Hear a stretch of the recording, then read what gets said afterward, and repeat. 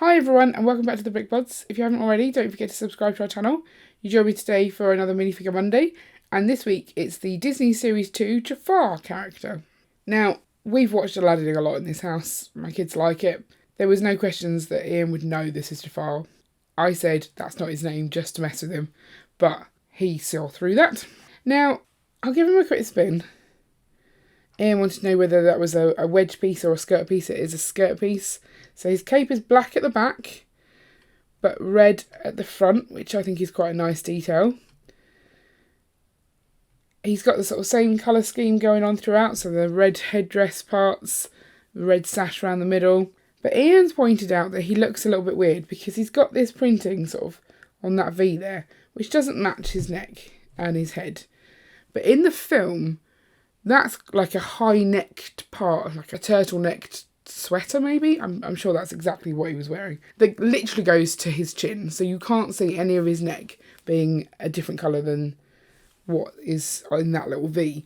And obviously on a minifigure that's quite hard to do, so Ian reckoned it looked a little bit strange from that. I think it also looks strange because Jafar's face is very long and thin, and you just don't get that in a minifigure shape. So I think that's what's confusing me about him. He's got his long staff that's shaped like a snake.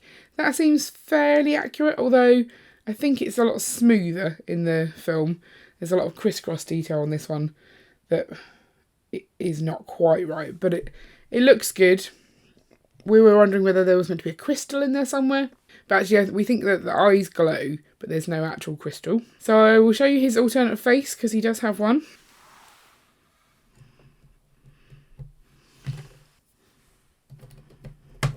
So this face to me looks like I'm fed up and bored. I don't feel like you can see exactly the eyebrows there. Let me show you to it back a bit.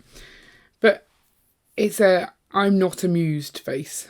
And again, because it's not that long face, it doesn't look quite right to me. But I think it's an okay minifigure, and it's instantly recognisable from looking at it that it's Jafar, so it's not too big an issue.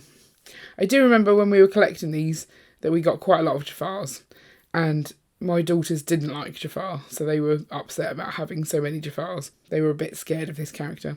I don't think he's that scary in minifig form, so it's probably okay.